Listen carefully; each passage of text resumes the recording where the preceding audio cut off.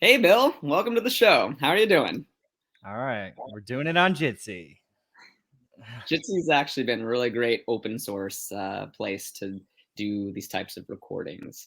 So let's just get through the usual hops. Give us your most exciting hot take on decentralization and open source. Then we're going to step into you and your background and minds, and then we're going to get to the rest of the conversation. So Most give us some spice to All start. right, some spice. Um, I would say that I've been diving into the kind of DID verifiable credential world, and so I think that the NFT token gated access stuff is a little bit overblown in terms of its kind of being the best solution for kind of decentralized access. I think that the DID verifiable credentials are probably much more lightweight and smooth to achieve the same thing. Not that it can't be done in an interesting way with NFTs, but like the transferability of like tickets is kind of odd. So I think that it's a little bit overhyped, but obviously still love NFTs, and it's not like I'm not trying to be a downer. All right, so we're going to have the NFT v DID and acronym debate. So, Bill, you started Minds. What was the reason why you started Minds, and why on earth? Years and years and years. I think what, nine years now. It's been a while. Yeah, we've been you and I've been going back. I can't. We're old. God damn it. Why are you still on this bandwagon over? So give us the background. I What mean, made you start Minds? open source, everything is inevitable, and as decentralized as that can be, is also inevitable. So it's shocking to be honest that in the social media space, none of the big players have made the decision to go open source. That's just seems so odd because we see the momentum that is happening in crypto and many industries, many majors of kind of the global operating system are being displaced by open source. So why not in social media? And it just seems like there's so many entrenched interests in these big tech companies, and there's a lot of fear. I can only speculate. It's even Dorsey who started the whole Blue Sky project, which you have firsthand experience of, which I'm very curious about. He couldn't even get it into. He couldn't make it happen with Twitter. It's like, why? Because it would make the whole community just love them so much more, and there would be reason to not trust them, but it would give them more credibility. There would be transparency. We could see the algorithms. We can understand what's going on behind the scenes. So I consider it an inevitability. We're definitely looking at federated services with other open source decentralized social networks. It's not like a one ring to rule them all type situation. And you were having these thoughts before you started, back in what year? I mean, the company started in 2011, but it was always open source from the very beginning. I always knew it kind of transcends into the speech realm a little, because I saw this sort of bifurcation of, you look at the top global 100 sites. What do you see? You see big tech and porn. That's the reality of the situation. And so it's like, not that I'm, into porn, but it's very odd. It's sort of like this elephant in the room of global society. Why are we have these like tame networks and then these completely untamed networks? It's very like bipolar. And so, but it gets into, okay, content policies on major social networks are very restrictive. Oddly, Twitter actually does overtly allow pornography, though they have extremely overly restrictive content policies in other areas. Twitter's really the only big tech company that allows pornography that I know of. And so that was just like a wake up call to me that there's hunger for free expression, And why don't we have a major social network where there is free expression? Granted, people should have full control. You should never see what you don't want to see. Obviously no illegal stuff. But yeah, so there's kind of that big gaping hole, no pun intended, content opening, but also the transparency in the software opening. So let's actually dive into that piece of illegal content. I'm sure you've heard of the British Parliament, right? Already passed, or considering to passing the new bill, which is the legal but harmful content. Have you heard about this? What's your take on this? I haven't done the deep dive, so I'm not gonna act in a position of knowledge about it. But what a creepy phrase. So that's all that I can really say about it. I need to do a deep dive, but it seems like that's just sort of the trend in in a number of Western countries to kind of have this sort of When I read the article, yeah. I actually thought it was satire until I saw that it was a gov.uk domain, because even the quotes in it were so seemingly ironic, but they're actually real. I was so shocked. So maybe domains still have a good policy behind them. I do not like domains, but actually seeing that it was a real government website, I was like, oh, okay, this is not April 1st. This is not satire. This is, oh boy, this is real. So then let's step back, and rather than going into that issue, let's discuss there's the overlap that you were talking about across these top 100 websites, primarily actually video content, right? So YouTube is number one. Obviously, the elephant in the room is pretty high up in there, and it's primarily video content. So do you think that there's just fundamentally a challenge in the open source world that video codecs and video distribution and video storage and hosting is so expensive? I know a few other teams that run decentralized video services, and the costs are very high because you still have to have a backup of that data. You still have to have availability for users. What are you seeing inside of Minds? What winds up taking up the most of your expenses? And how much do you think video plays into the internet as just the category, or the difficulty of scaling? So let me just kind of try to understand what you're getting at a little bit more deeply. In what is the correlation that you're seeing between prohibitive cost and sort of the split that we see in the top networks? What's the connection there?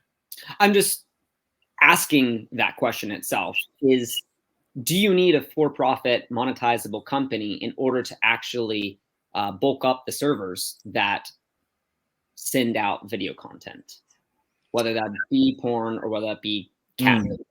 YouTube gets more cat videos than the elephant in the room gets video streams. But yeah, I mean, you definitely need money. Yeah, it's a big cost of ours, but I don't think that should necessarily be prevented by like the corporate structure. I mean, I know that there's plenty of nonprofits that have enormous resources, and I also don't think that there's. I think the whole kind of traditional for-profit nonprofit split is changing. I don't think that it's necessarily, in terms of public goods, in terms of funding public goods and, maximizing, thing like effective altruism, we're seeing that can be done maybe arguably even more effectively on the for-profit side. So, let's disentangle that, because I have pretty strong opinions opposite, although I'm interviewing you, so I will try and keep it to a limit. But I want to dive into what you mean by that. You're saying that a for-profit institution might have better funds in being able to keep free speech, expression, if that happens to be a value that people share, not everybody share that value, alive on the web. Why then are we criticizing, Facebook, Google, Twitter, how does the intersectionality of for-profit and free speech interact? Because it looks like corporations clearly have their own incentives and agendas. Yeah, but I just don't think that it's so much like a corporate structure problem. Like, so we're a for-profit corporation, but 100% of our software is open source.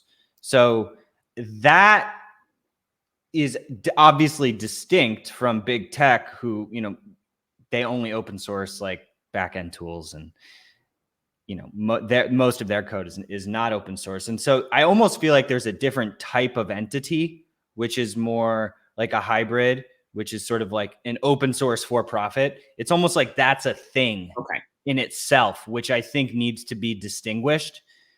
I don't, yes, I would absolutely agree that sort of the for profit proprietary closed source model is super harmful, and that needs to be stigmatized. So but I mean, I think that we're clearly seeing amazing things coming out of open source for profits. Okay, so then dive into, if the core technology is being given away for free, most people are going to probably expect or assume that advertisements or some other type of monetization plan is going to fund the open source work itself. Right. Does that put us back in the trap of Facebook? Even though we're able to audit the algorithms, even though we're able to see what's going on and potentially contribute ourselves, is it going to still put us in these cages and the general manipulation? Well, it could. It's not. Yeah, I think it's open source is not necessarily free of surveillance. So, but it's like open surveillance. So I guess that's better if people are consenting to it. But like, all right, let's take a company like so we do advertising, but there's no surveillance, there's no there's barely even any targeting. We are going to be rolling in like being able to target different tags, but it's not like sort of Facebook, Twitter, Instagram style.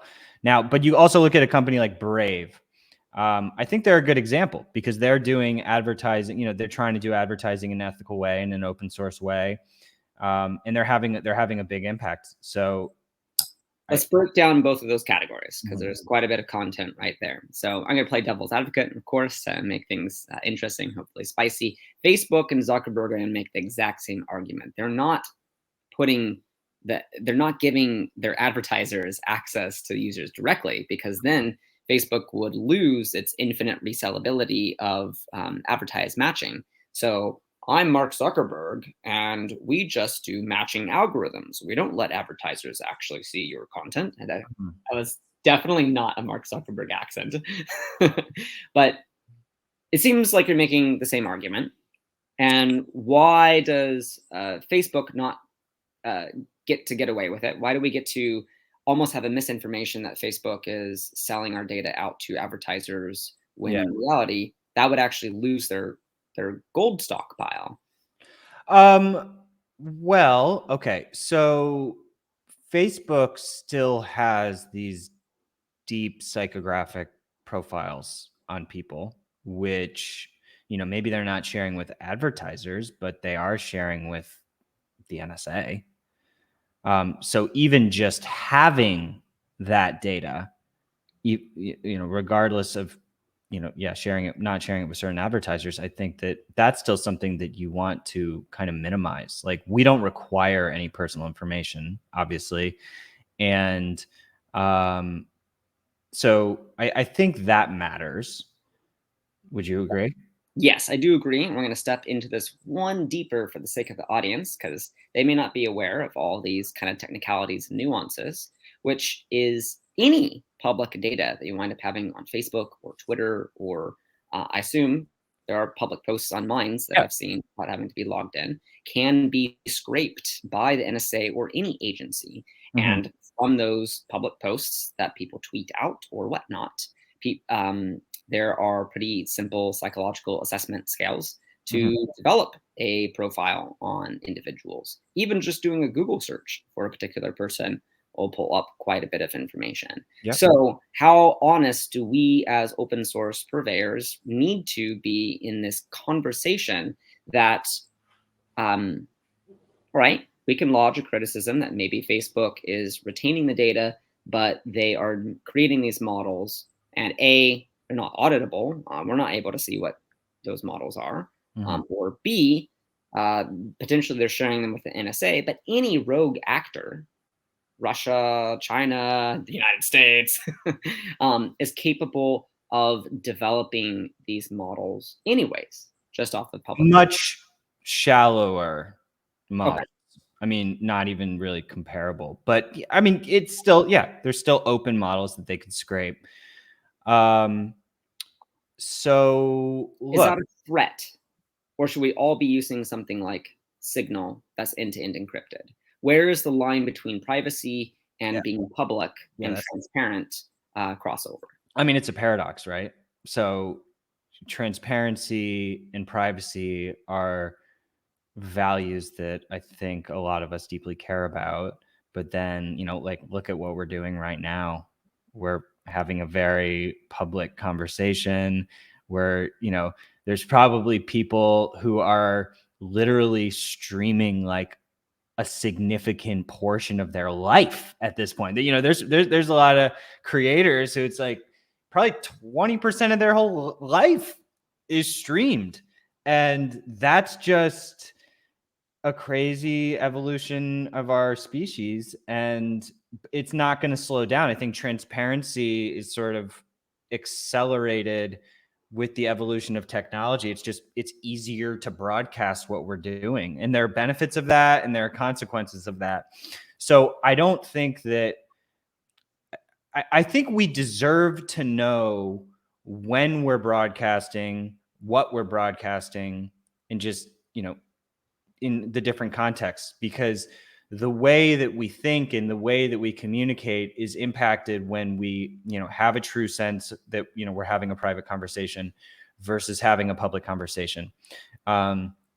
It probably is safer to, assume that things are public, and, you want to be being your best self all the time anyway. But yeah, I'm not. I don't think that everything needs to be private. I think actually the opposite sometimes. But you need to be in control when you want to be in control. So better visibility on what information is private and what information is public. Yeah, I full-heartedly agree, and that's fair. The one kind of last nuance here, again, I am very much in the open source camp, so I'm making arguments against myself for the sake of the conversation and exploring the space, is if individuals are granted privacy, why should we not grant that same level of privacy to corporations? Corporations is a Latin word, literally means a body, Mhm. typically a body of people. Is there a threat model there that corporations do not deserve privacy? Or is there, you run a company yourself, or is there something that's very important for corporations to be able to say, this is proprietary, this is private, and Mm. this privacy is sacred in the same way privacy for an individual is? Is there a separation between those two things, or are they one and the same?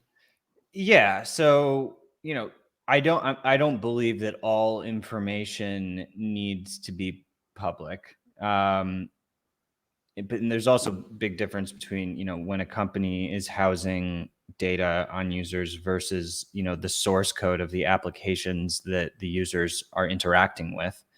So, I am influenced by the free software movement and the open source movement. I mean, um, people like Richard Stallman and, Evan Moglen would advocate for, that software patents shouldn't even be a thing, and that, everything should be free software. Um, I don't know about in terms of regulation. I do think that it is at the root of the problem for tech monopolies, whether their code is open or not. And interoperable and accessible. So I do choose not to, when possible, use proprietary applications. And I think that more people should be aware of that and start kind of voting with their usage more. But yeah, I don't know, I'm not going to take a position on like the regulatory side of it, but I honestly think it's a competitive advantage for tech companies to have that transparency. And, we're seeing that I think that that's not even really a debate anymore. I mean, even if you just look at, the success of venture funding in open source projects, and it's just because you're getting the builders, we don't have to prove this anymore. It's actually probably since we first met, a lot has changed.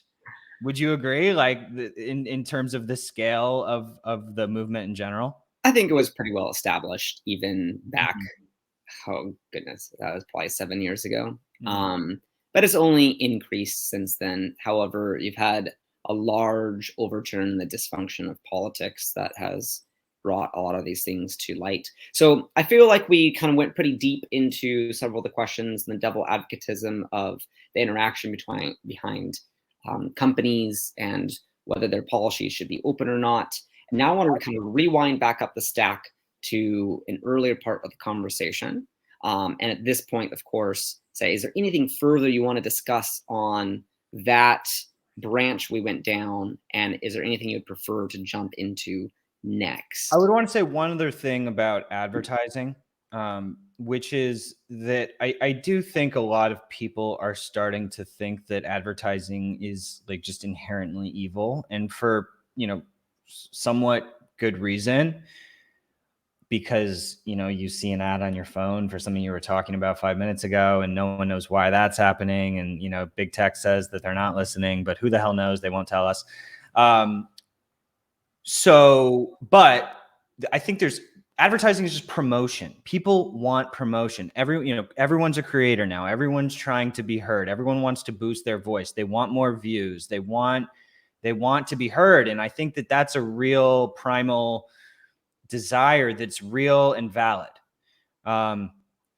So, like one way that we've approached it, we actually give advertising away for free on Minds. So you can earn tokens and then use tokens to boost your content. And we also introduced this even further degree of free advertising, where if you stake into the Minds ETH pair on Uniswap, based on your proportion of that liquidity pool, there's a special boost slot, advertising slot in the main sidebar of the newsfeed, which rotates according to your share of the pool. So if you have 1% of the pool, you're going to show up in that slot 1% of the time. And we're just giving that away to the community. So I think that, these more novel approaches at incentivizing people to contribute in certain ways, and then, helping them gain visibility, like that's how we're looking at advertising. We're not even necessarily thinking about it as our primary revenue source. It's not our primary revenue source. That's why we have Minds Plus and more like membership, like sustainable revenue options as primary.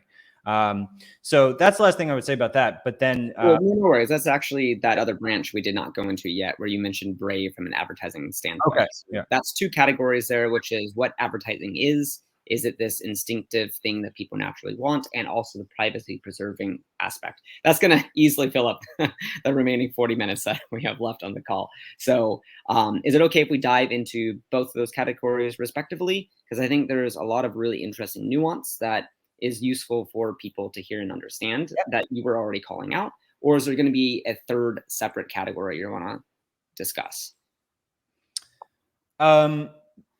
There is a little, the only other thing I want to talk about today is just a little more on the censorship end of things. And that, that does kind of relate to this. But I just want to loop back to that later at some point, but otherwise we're good. Great. Yeah. So let's first do a quick deep dive. Hopefully keep this one a little bit shorter, because I can just have other people from the Brave team, because I work with them as well, to come on board. But yeah, tell us about this idea of privacy preserving advertising. And the default mantra is that people are starting to view this as increasingly evil. And while I'm more on that side, I do understand, just like we had the discussion about, like, well, does Facebook not have a right to its own privacy as an institution?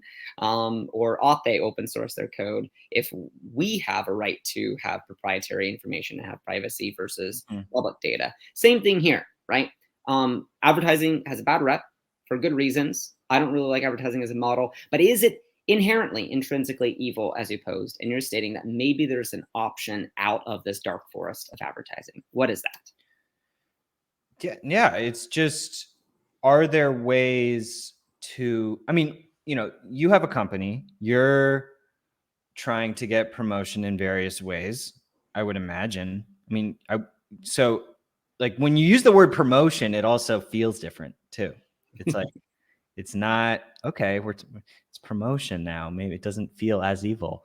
I want to get featured somewhere. I want, press. So I just think that there are ways for creators. So we also have a form of advertising just called a boost offer. So I can like click boost on Minds and tag you and offer you money to share my post. Direct peer-to-peer, has nothing to do with like Minds as an intermediary. It's direct between creators.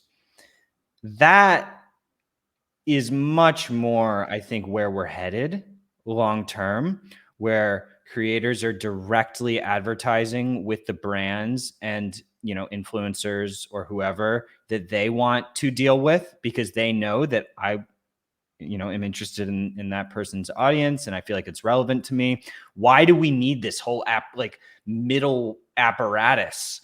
Like if the creator and the brand can directly, there's an underground economy that exists on a massive scale on Instagram and Twitter and Facebook, where brands are doing side deals and paying for a post on Instagram. I mean, literally, Kim Kardashian probably charges like $1 million for an Instagram post. So, and where are those deals being facilitated? They're being facilitated through agencies and all of this just like bloated behind the scenes infrastructure. Facebook's not facilitating that at all, nor is Google.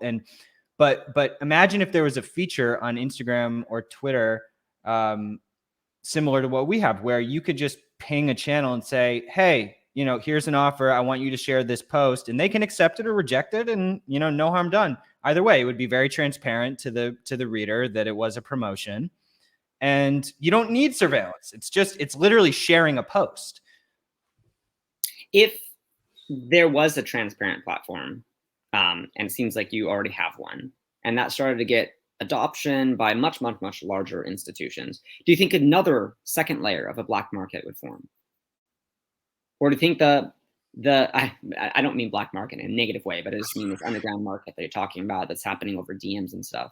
Mm-hmm. Do you think that's only in response to the fees that the platforms are charging as intermediaries? And if those fees go to zero, then everybody's necessarily going to use a more auditable platform.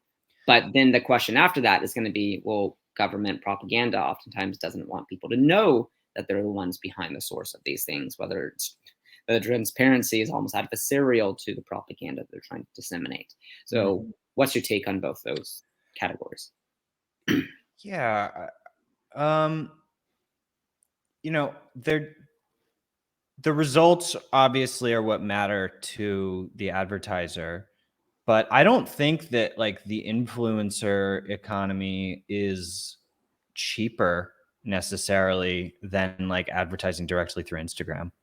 It might even be the opposite. I don't know. It might be way more expensive. I haven't done a full comparison. It's certainly comparative. So, yeah, you might be able to find some good deals, but you can find some good deals in traditional advertising. So I think a lot of the influencer stuff, which is totally like a nasty world to a degree, but what I like about it is that it's direct peer-to-peer. And I think that can be automated and made a lot more efficient. And actually, we're seeing stuff like this with, have you heard of the app Cameo? No. Oh, it's pretty funny. So you can basically, scroll through all of these different random celebrities and send them an offer of like $100 or like $500, and you'll get someone like Gilbert Gottfried just died a couple days ago. Rest in peace. Famous U.S. comedian. And like when I was scrolling, he was on there, and so like you could send him like a couple $100, and he'll make a video for you, and he'll like it'll get posted, and so it's like this direct way to engage with brands and influencers. So, and the app is doing quite well. They're not open source and they don't really share any of those principles, but there's that peer-to-peer aspect of it, which I like. So, I don't know. Does that? Yeah, well, I think it just reinforces the question I'm asking is the transparency on that is really important for those who want to participate. But those who want to participate and have that transparency probably are not doing particularly adversarial things. So what happens when we have this platform and it looks like, because there's these blue Twitter check marks, that this was a peer-to-peer payment for a post reshare, and there's still an underground market going on of data or information or propaganda that's being disseminated in ways that is not auditable. How can you track that? How can you detect that? Do we wind up having the same problem where we criticize Facebook more for misinformation and censorship because we know it's a platform full of our uncles and aunts, versus Google, which somehow everybody thinks is objective truth?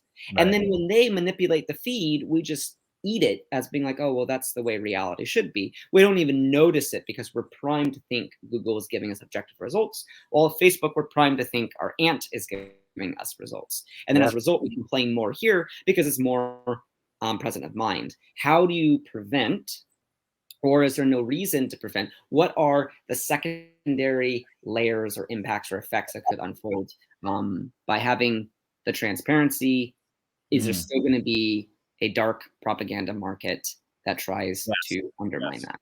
There will absolutely always be propaganda markets.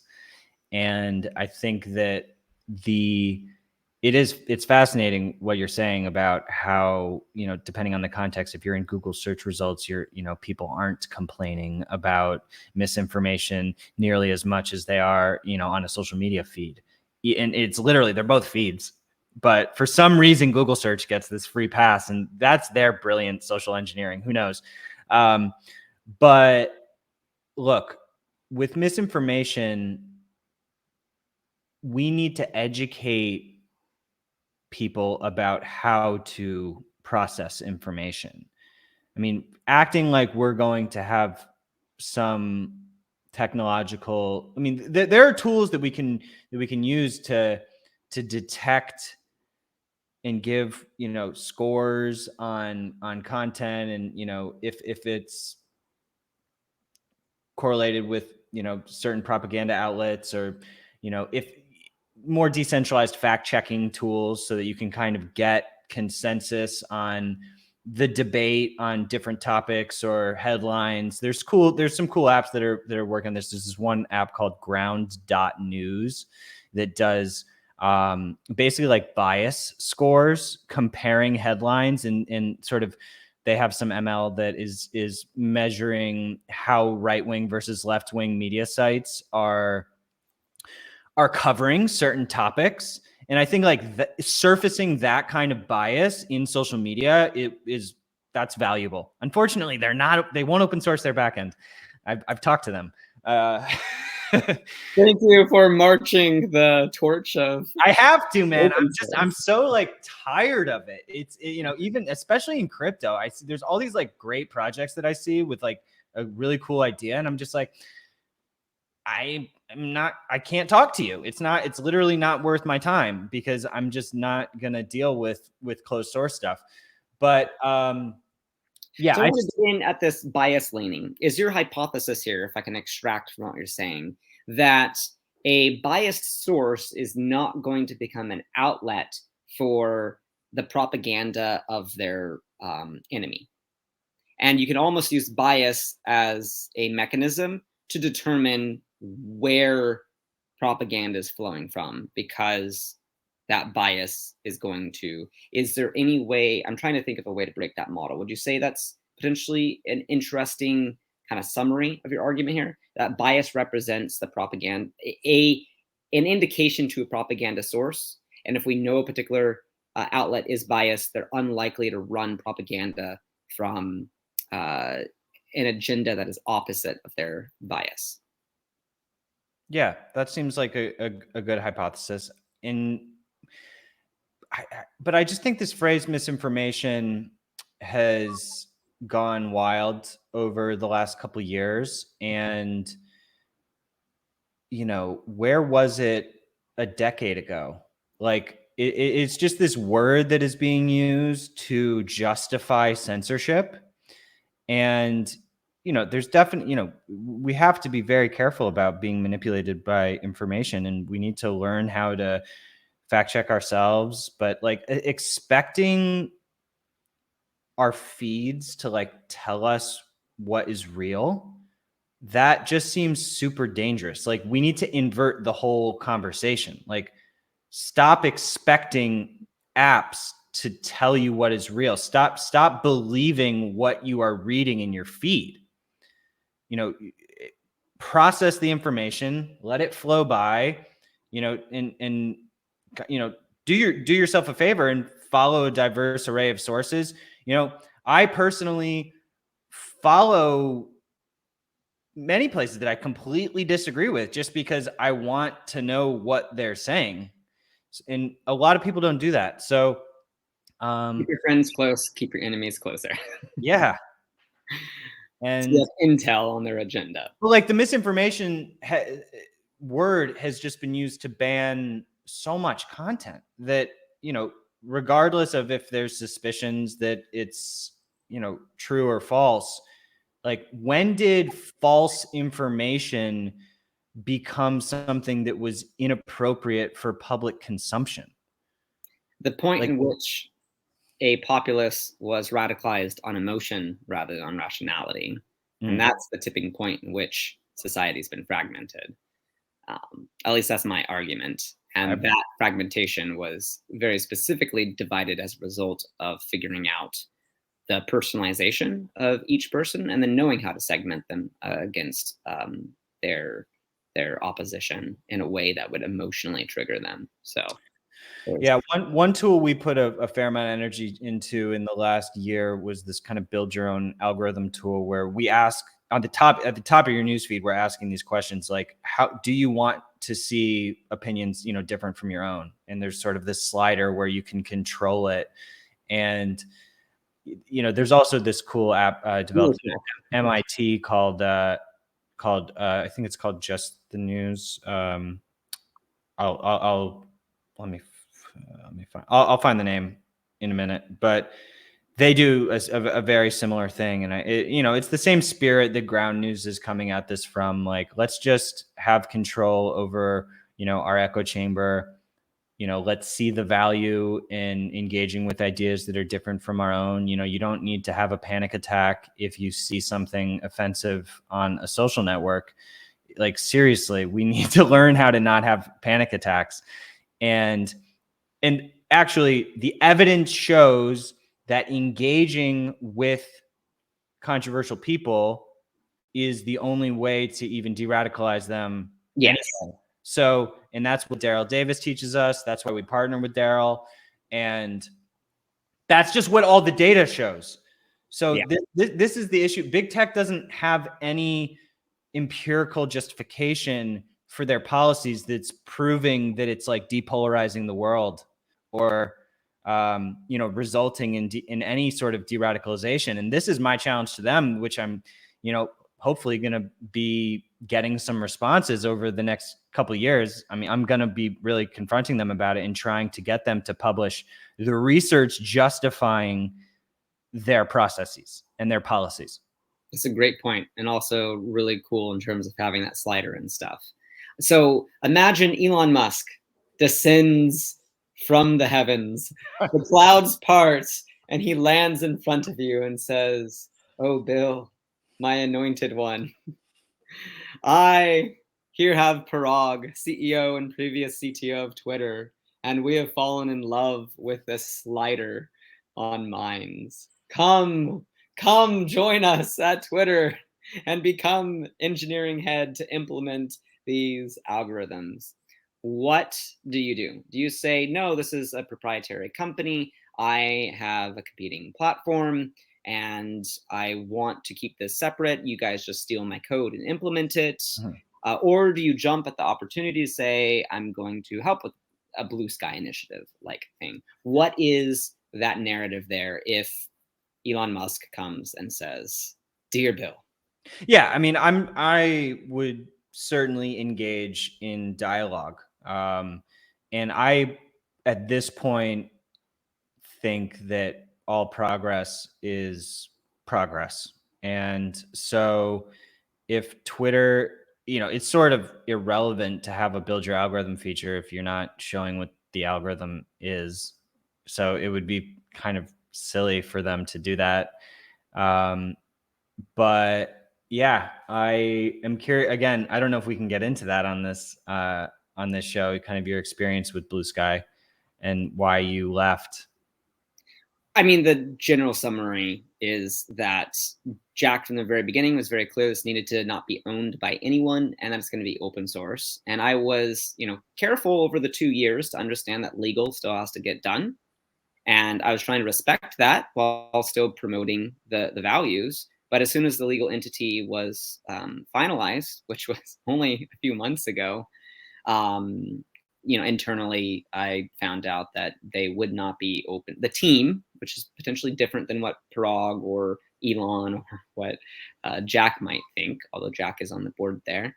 The team basically said, we are going to open source at some point, but maybe not from the beginning. And so at that point, after 2 years of me promising to my community and to others that this was going to be a values driven mission, I said no.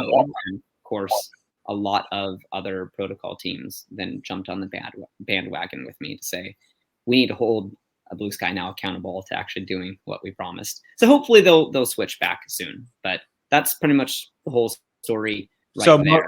So basically just being unwilling to build in public. Yes. Yeah. And for me, open source, I don't want to commit a no true Scotsman's fallacy, but the principles of open source is this notion of building in public, not a building in private, secretly, proprietary behind releasing once a year. Yeah. Exactly.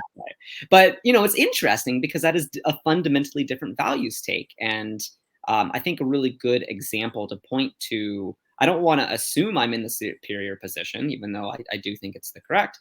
Moxie, I don't agree with Moxie, but Moxie has interesting, valid points that they're going to build in a centralized platform and then publish their end-to-end encrypted privacy protocols kind of on the go, so that way they can ship faster. I disagree. I think everything should be open source, and you shouldn't have a central platform that's kind of controlling the whole privacy spectrum, because that will just lead to a disaster in the future. But there's clearly a very large following of people that agree with that more than they agree with my principles. And I think just making sure that our signaling is very strong and we're not falsifying what values we're trying to promote is important for then people to decide which projects they want to join and contribute. So that's why it's like, okay, Blue Sky, do your thing, but stop using that language, because that language is not representative of what it seems like a vast majority of the community thinks open source means. They think open source means a build in public type approach. Yeah, for sure. And just to follow up on the Elon conversation, I mean, I think that it's just fascinating to me that he's going on these rants, talking about open source algorithms, talking about discourse, and going on the Babylon Bee podcast. Like, he's obsessed with satire. He's basically a shit poster, and it's that. What do you think is going to happen now that he has decided not to go on the board? Do you think that he's in eject mode, or do you think that he is in hostile takeover mode? There's an article coming out soon that will be explaining some of this. I don't know if they're going to actually cite me or not, so I can't actually disclose quite yet on some of that. I wish, but when talking to journalists, I'm sure, as you know, they wind up getting exclusive takes on some things. So I'm more than happy to do another podcast later, or if you want to interview me on that, I can. But let's kind of switch it back to you again on this open discourse of the algorithms. I'd love to share. I don't like keeping things private, but have to respect that. No, yeah. No, I think that's actually a great example of a totally appropriate time to keep something private. You know, kind of getting back to what we were talking about before, it's just like, you know, when you make agreements with people about keeping something private for a certain period of time, maybe an article or whatever it is, it's just, you know, that is, you know, there's integrity in that. Yeah, you have to stand by your contracts. Doesn't necessarily mean that all contracts are for the benefit of humanity. So, coming back to this notion of the feed and customization, increasingly these feeds are determined by machine learning algorithms, and that actually does produce better end results. However, it becomes a little bit hard for an end user to know how to control. So do you see a future of building tools, open source tools that let end users slide the scales on machine learning weights itself? Yes. Or do you feel like that's potentially beyond the current uh, knowledge of the field? Oh yeah, I think that can be done in a relatively user friendly way. I mean, um, and I also think what would be great, which I haven't seen yet, though you're starting to see a little bit of context on top of the post, sort of like why you're seeing that post, like because X person liked this, or because, you know, but more. Like, I think that you want that, but you want to be able to see like the whole graph of like why am I getting this, the whole history, not just like one tiny little, oh, because you know, your friend commented on this, but the whole thing. And I think that would be transparency that would be valuable. And you know, not that everyone's going to go through and read the whole history of why every post am I seeing it, but just on principle. I full-heartedly agree. This comes back to the propaganda asymmetry, the adversarialness of this. So you're not likely going to see, oh, Putin hand selected you to receive Putin's take on the Ukrainian war, Right. because clearly that source. So I strongly agree. You want to see this whole history. I have a whole proposal on how to algorithmically do that in my Twitter blue sky from several years ago that we're working towards building. But I actually have to admit and say you are much closer to having these types of feed adjustments than I am, because I'm still trying to make sure that uh, decentralization is preserved as we're hitting these 50 million monthly active users, and that we don't wind up moving towards some sort of mining node. Because as soon as you have asymmetry in the network, as soon as you have a particular a party in those exchanges that has asymmetric power, then you're naturally going to have that as an attack vector for any type of um, uh, person or entity or economics is trying to undermine the network or exploit the network. So I'm very, very sensitive to this asymmetry. And I don't know if this is injecting too much of the interviewer's opinion. Most of the themes that we've been discussing today, the balance between privacy and transparency, really for me, all have to do with, does asymmetry exists in that interaction? And that is an indication that something's gone wrong, whether it's too open or whether it is too private. And using kind of that balancing effect to determine the health of a network itself, including in blockchain systems, which I really don't like. Does a particular miner node have asymmetric power? And is that disproportionate to the end users, whether they're paying or getting information in the network? that's an attack vector. So when it comes to just mines and that slider system that you've talked about, that's really cool to hear that you guys have already built this stuff out, and it's going to get increasingly more complicated as it moves into the machine learning world. But um, how? What's your plan and take on how to disentangle sources that don't want to be known? Putin saying, "I've handpicked you to receive this Russian news." Mhm. Um, if the sources of the data do not want credit. It's almost the opposite of open source, right? Open source, oftentimes people are fighting to make sure that they're still credited, even though legally they're not. Yeah, and sorry, I gotta hop. We're Yeah. at 3, but dude, this has been awesome. And so, just last note on that, I think that you know the power structure is. We'll have to do a follow up on kind of like the power structure of like who it has is controlling access and who has access to the power on the social network, which is like we didn't really get into any of the architectural stuff.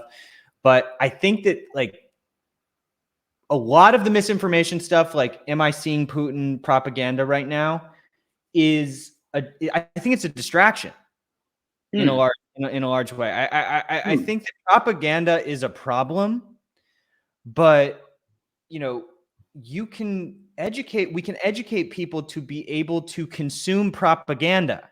Interesting. Expecting that we're going to solve propaganda and stop propaganda, that's getting more into this like pro censorship world, which a lot of anti big tech people push. So there's sort of cohesion in anti big tech sentiment around surveillance, I think, but in terms of the censorship, it is very polarized. A lot of people say, "Oh my God, Russian disinformation! Oh my God." Other people are just like much more on the free speech end of things. And at the end of the day, I'm not trying to make an emotional decision about this. I want to understand what actually results in more educated users, more less polarization and better dialogue.